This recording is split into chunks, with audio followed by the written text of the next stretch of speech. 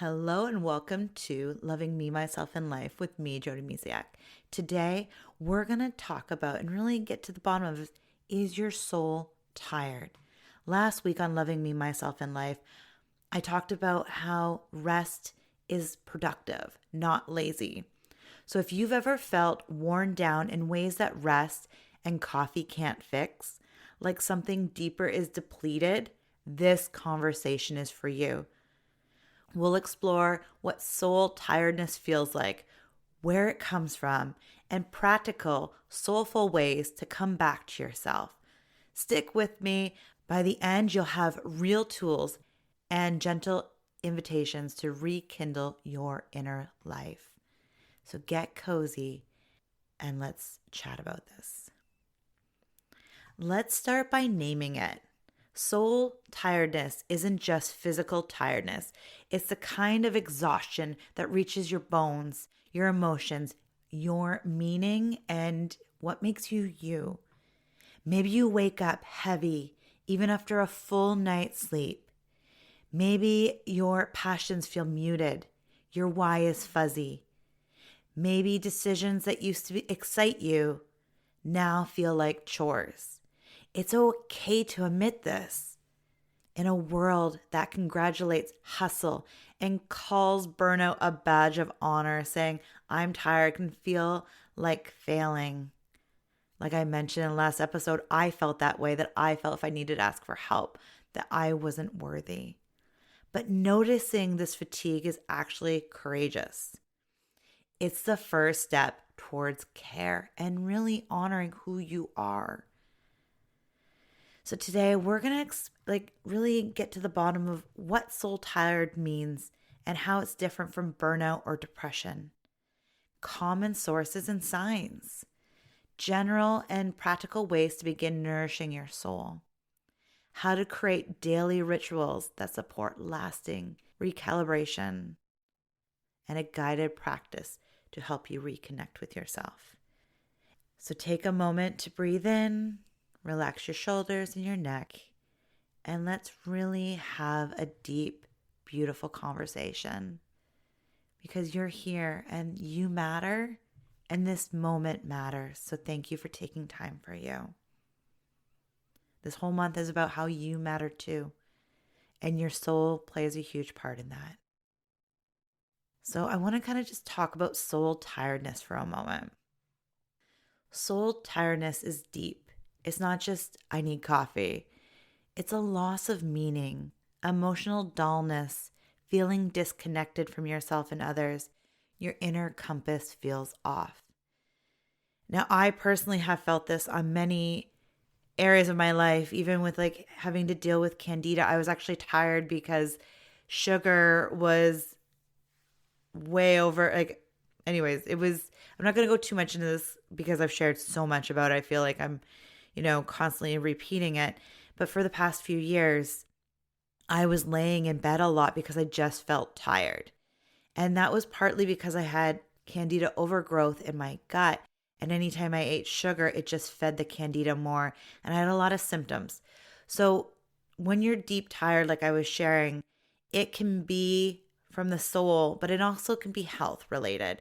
I want to kind of put that out there just for a second. And then the other thing is because I wasn't doing things that I loved because I was laying in bed all the time, it was twofold. So I was tired because of the candida, but I also was tired because I wasn't living and doing things that made my soul sing. I hope that makes sense. So when your inner compass feels off, it's time to check in with yourself. Now, the thing is, it might be depression. It could be overlap. So I just want to be clear on that too. And it's really just checking in and being really mindful with yourself.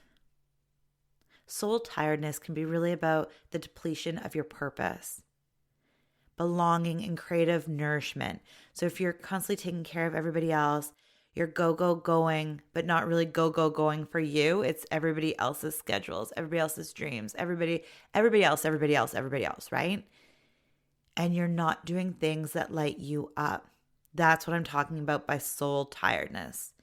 When you're not taking time to have fun or tap into your own personal creativity and you're just on go or autopilot.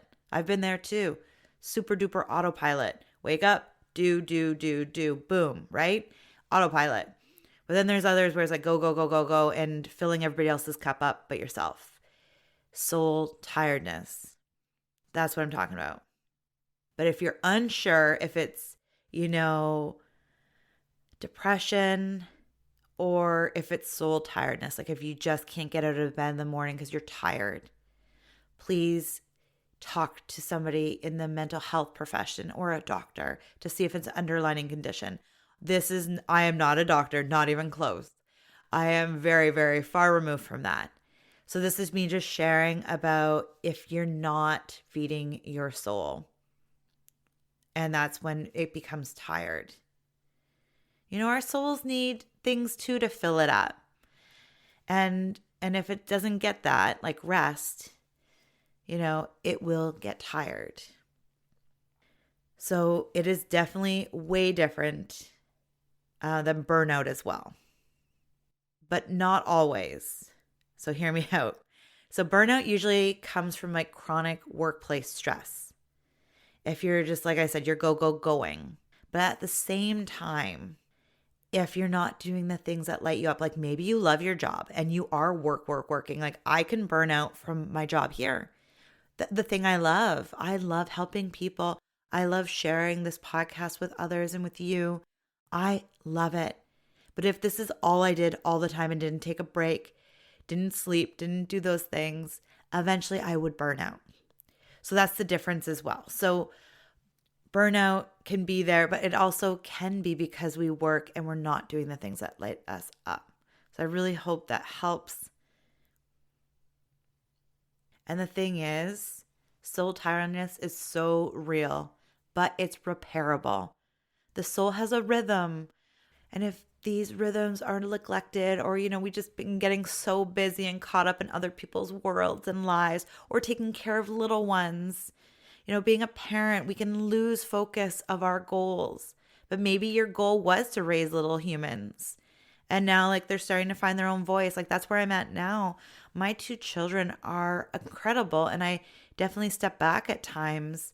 But I've always known that I had to do something just for me too. Because I'd always feel I would feel my soul was tired, really. That's where it was.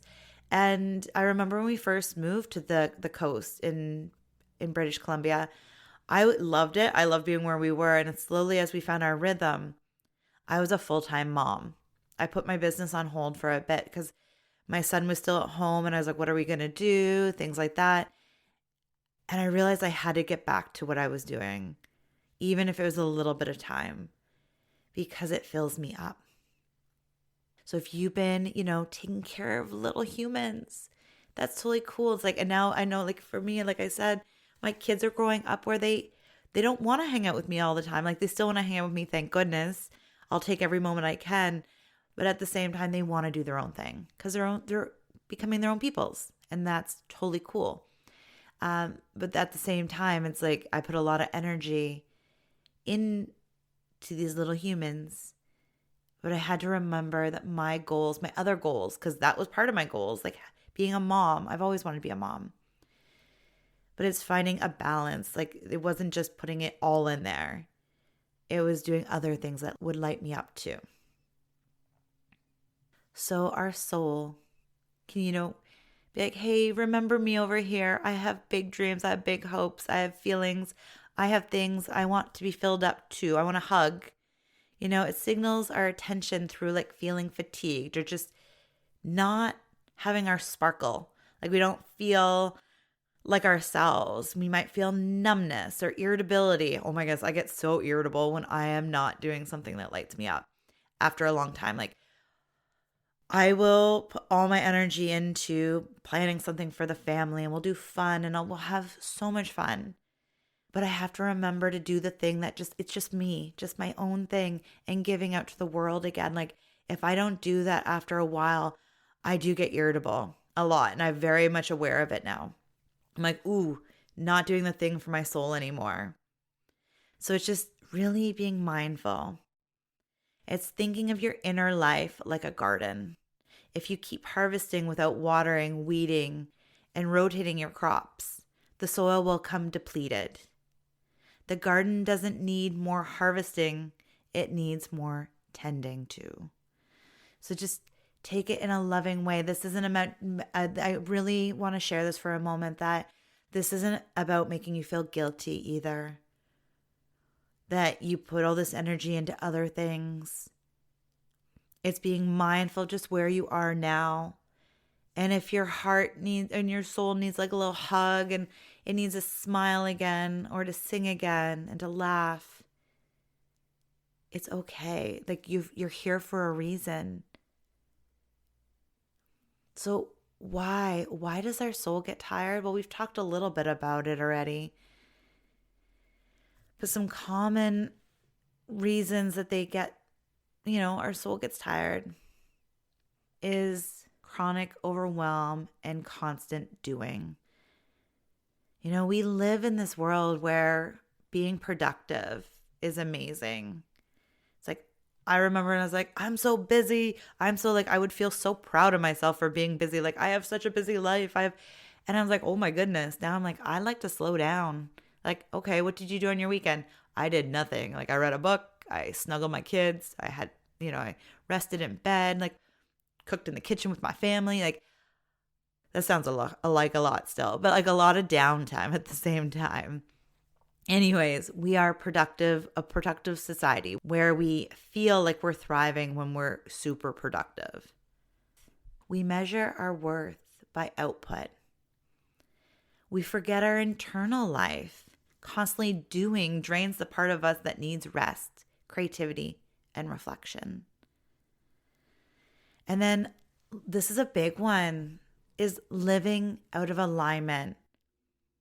If your daily life isn't linked or like in tune with your personal values, so whether in work, relationships, or personal choices, if you're doing things that go against your personal values, it slowly eats away at your sense of integrity and meaning for life. And other things is like if we haven't processed grief or loss. I'm not going to talk too much about this, but it is an important thing to talk about. If you have feelings or things that are still there that you've kind of like tucked away in a corner or in a different box or in a different compartment, or if you're like me, I always picture if I'm bottling my emotions in like a champagne bottle, because eventually they're going to explode. I do that a lot less now. I'm very open about my feelings and things, but way back, I'd bottle up all my feelings until they exploded over whoever was nearby. So we have things like life happens. Loss, we have loss in our life. We like either job loss, relationship loss, or we lose a loved one.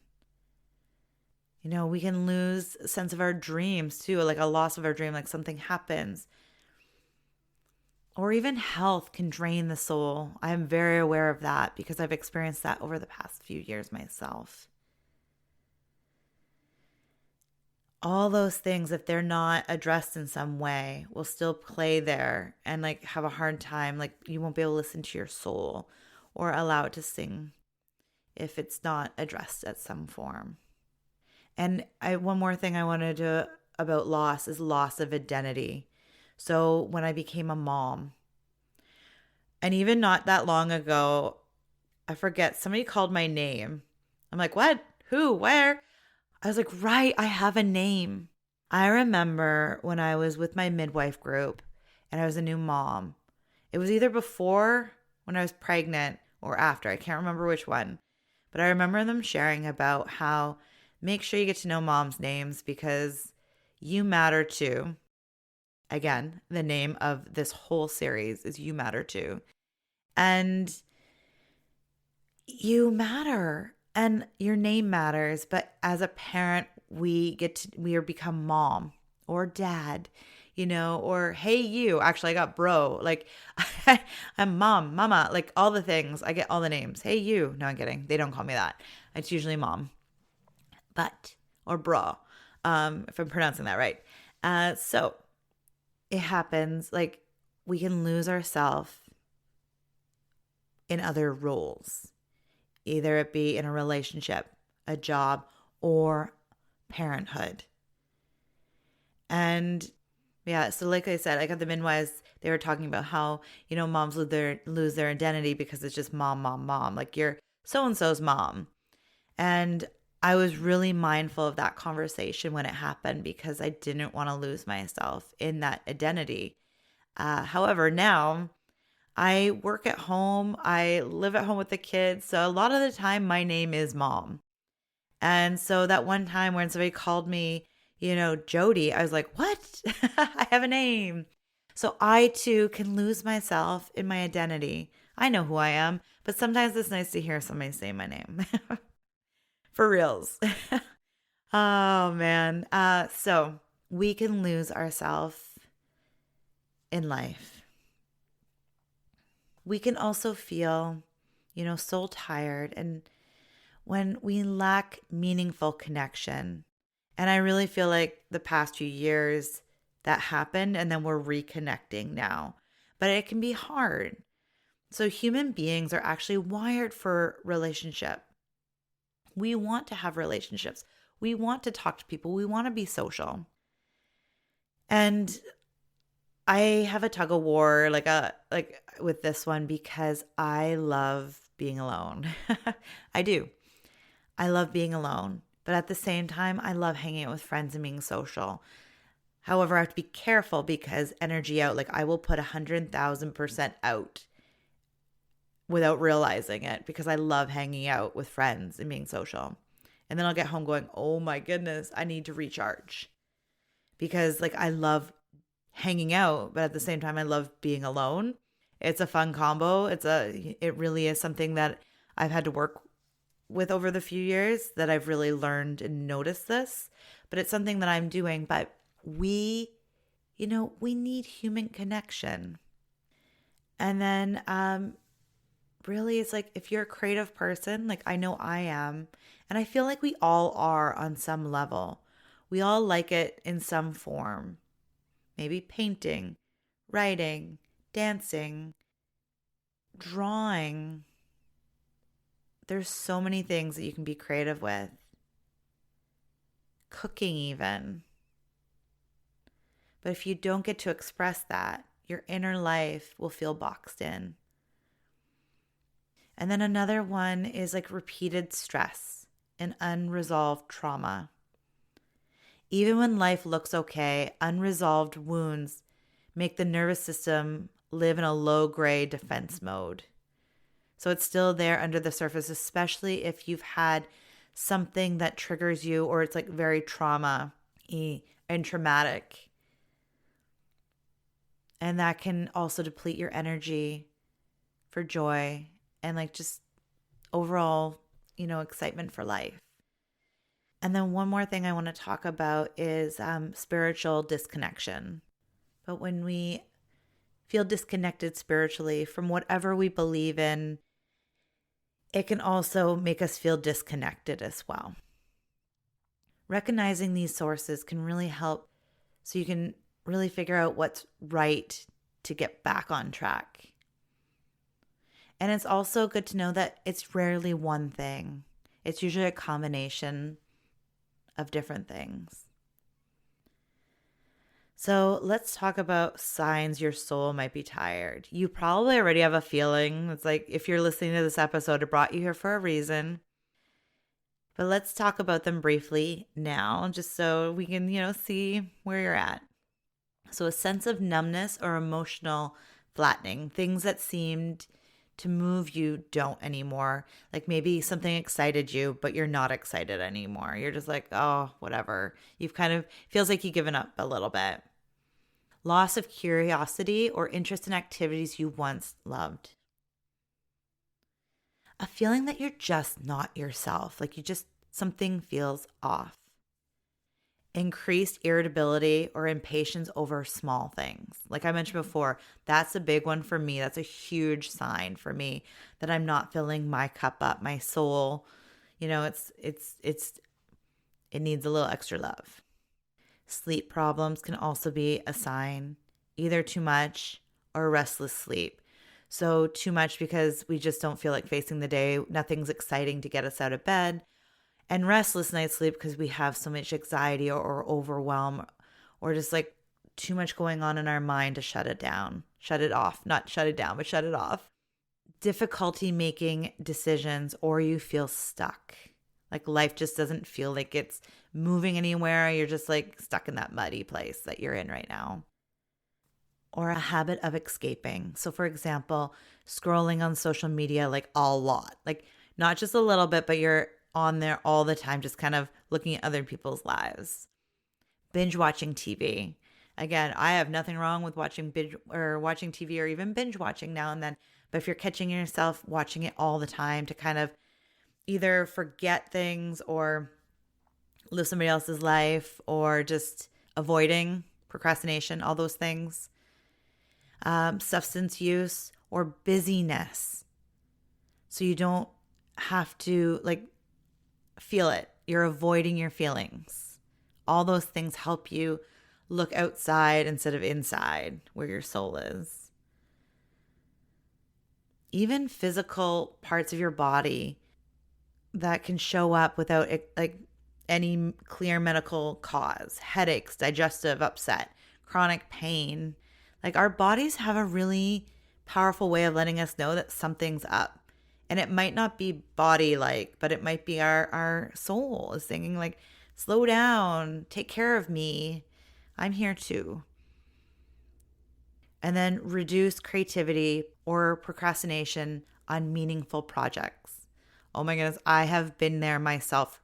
I see myself in most of these things, by the way. I want to share that with you and be very honest and open here. I have had all these things. I remember scrolling mindfully on social media, and then I got off of that, and then I usually find myself in the news. I'm like, okay, it's not about doing it. It's about being mindful when you do and be like, oh, I'm doing it again.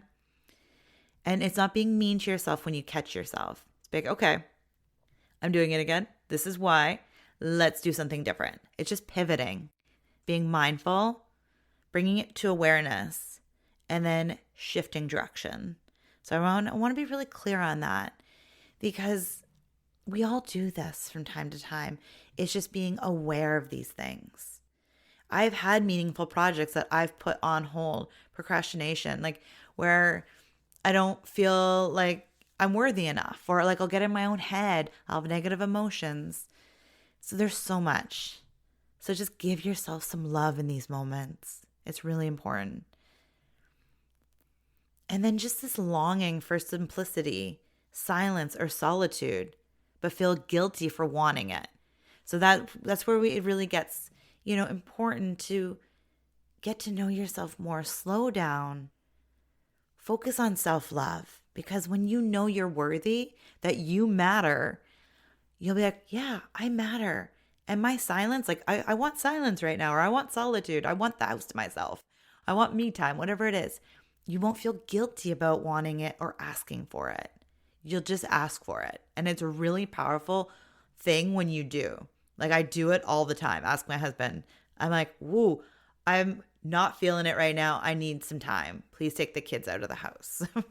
Or now that they're older and they don't really need my attention, or like not even attention, but I don't need to take care of them in a way that I used to when they're little.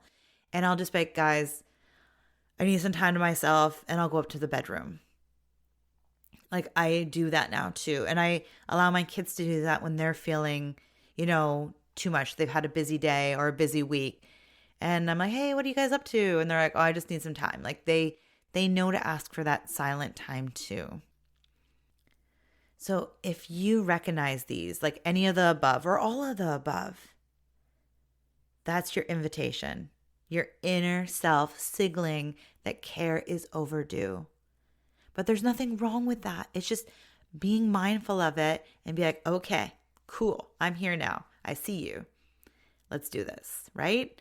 It's just a moment. I want to be very clear here.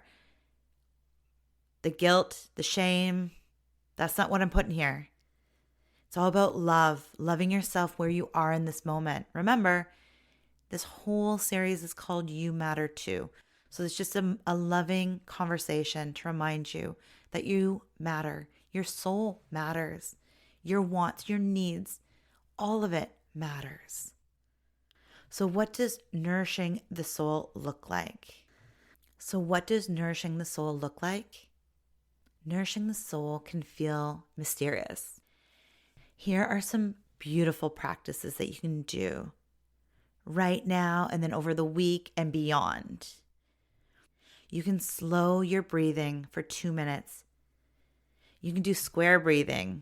Inhale for 4, hold for 4, exhale for 4, hold for 4, and then repeat. So it's 4 in, hold, 4 out, hold, and then repeat. And it's a beautiful square. And you can do that for 2 minutes. It really just, if you're finding yourself stressed out, heck man, if you're finding like, oh my goodness, Jody, you just give me too much information, or you just like triggered some serious stuff in me and all the stuff, breathe. Calm your nervous system, your body, your mind, all of it, and just be in this moment right now. You can also unplug for 30 minutes. No phone, no notifications, just be. And if 30 minutes is too much, then 15. And if 15 is too much, 5 minutes. And if 5 minutes is too much, go back to 30 minutes because you got to at least be able to do it for 5. So, because there's this beautiful, oh my gosh, I don't have the quote because it just popped in my head, but it's like, I'm too busy. I feel like it's a Gandhi quote. So I apologize for ruining this if it isn't, but it's about like, I'm too busy to meditate today. So I need to meditate longer. The thing is, when we feel like we don't have enough time to do things, to slow down for 2 minutes to breathe or 30 minutes to unplug, that's when we really have to ask ourselves, really? We can't take 30 minutes or 5 minutes out of our day. Then maybe we need to do it for longer because we really need that time. You know what I mean? Like, I hope that makes sense. That I even have it. It's a beautiful quote. I have all these quotes to remind me about how important it is to move my body, because I used to work out all the time and I did it because of weight loss. And then when I wasn't losing weight because of weight loss, I started hating working out. But now I work out because I feel good. It's good for my mental health, my energy, my body. Overall, I feel stronger. But I never do it for weight loss anymore. But the thing is, I have all these quotes to remind me, but one of it, it's like 30 minutes out of 24 hours in a day.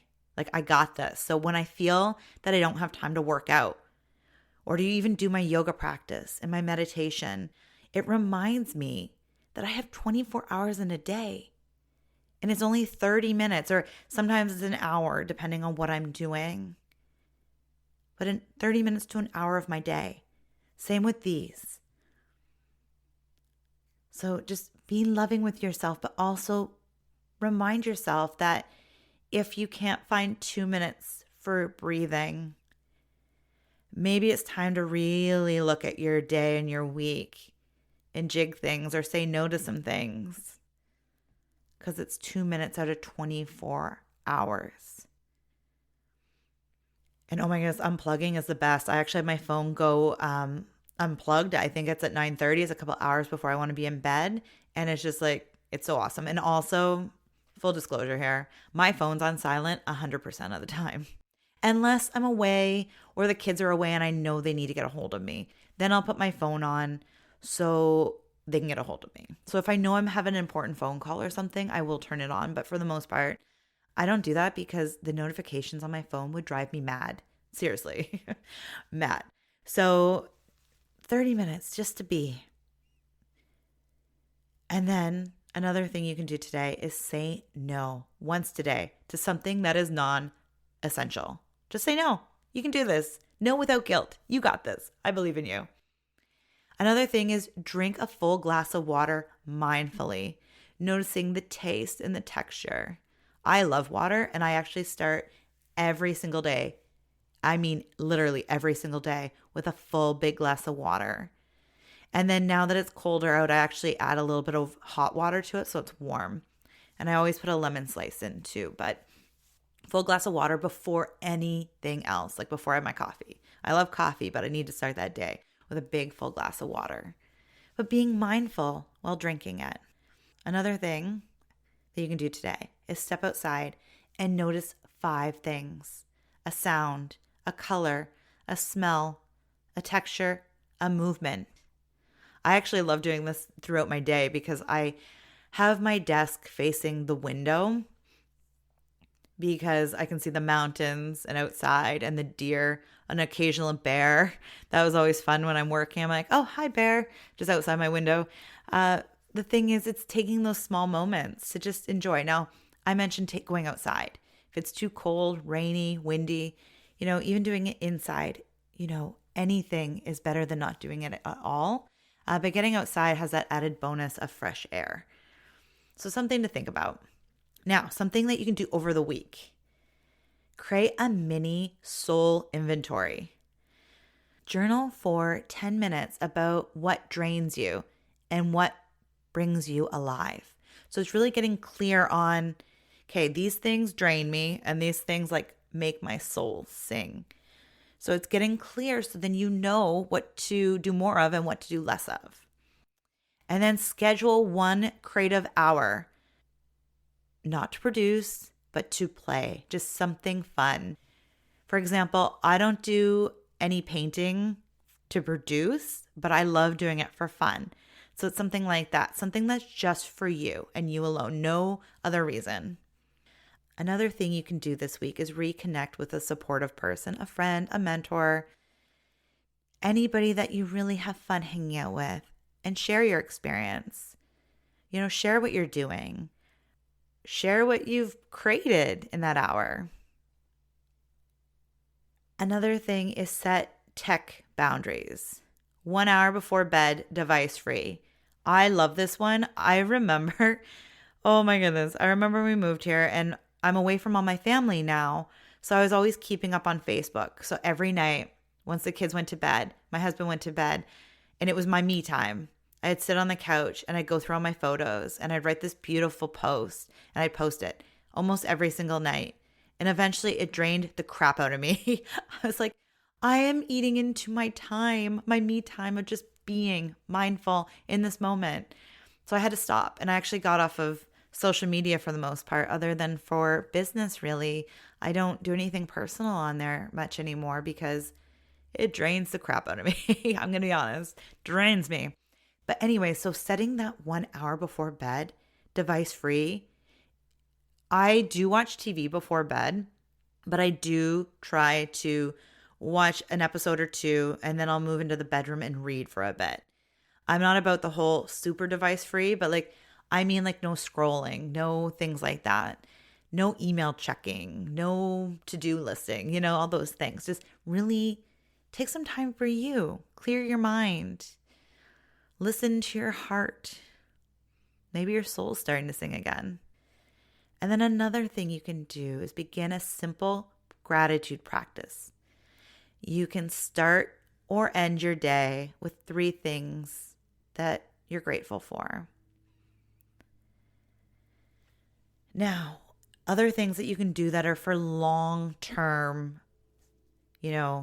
keeping things moving and that you can work into your life is establish a daily routine, morning or evening practices, or both. I love doing both.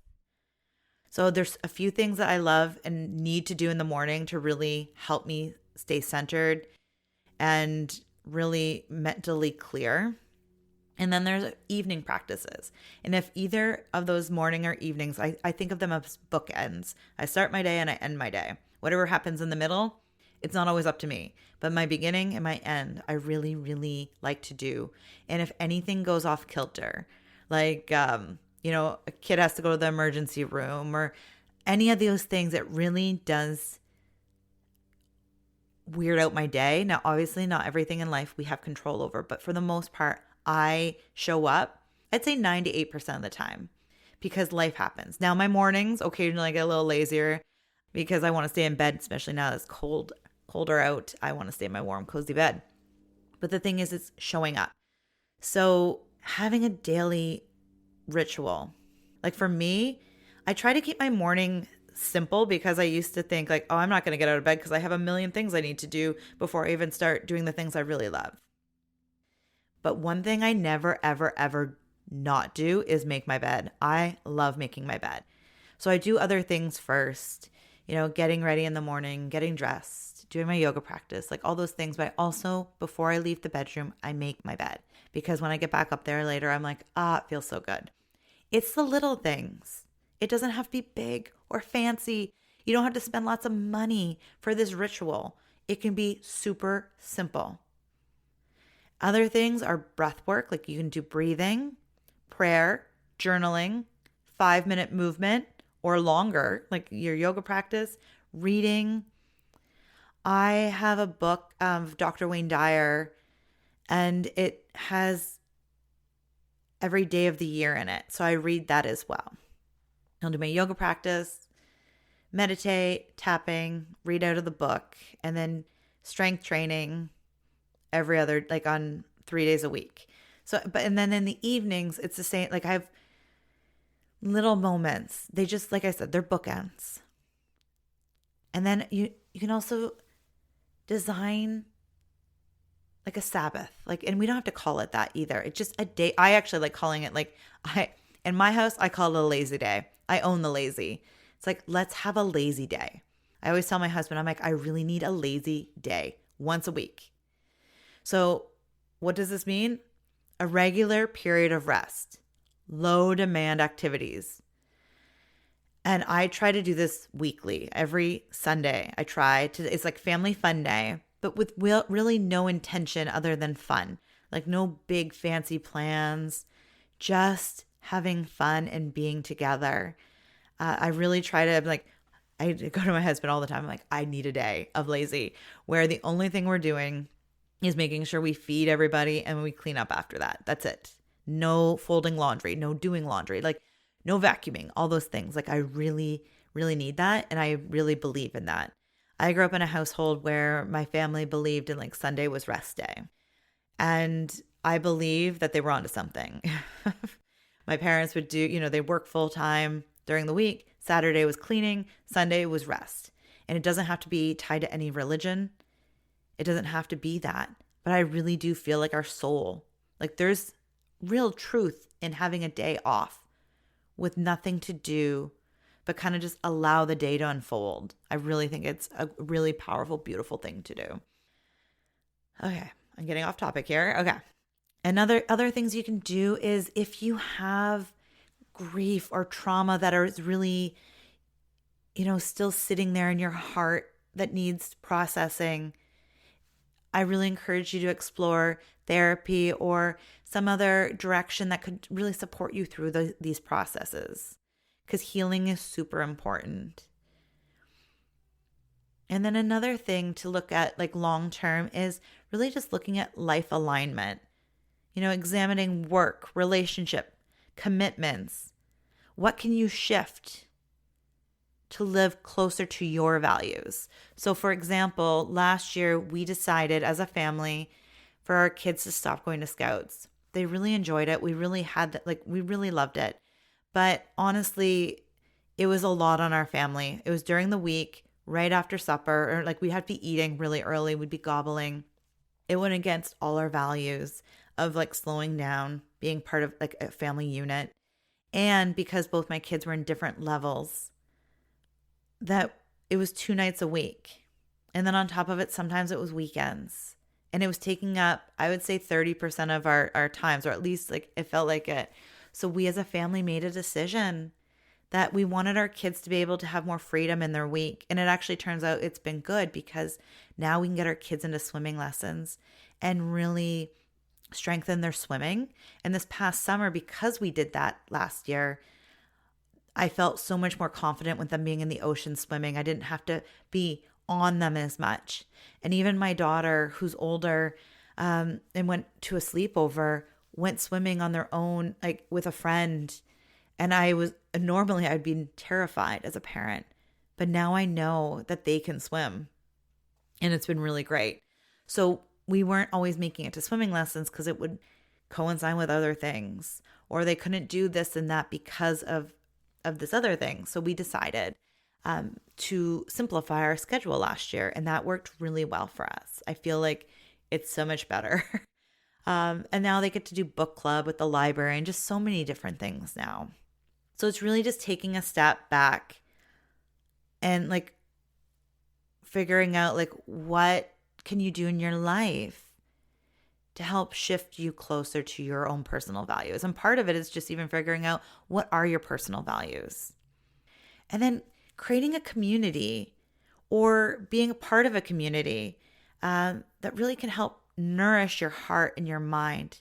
Book club, creative places like a writing group or different things, and even BU Community Room, which is a group that I've created online.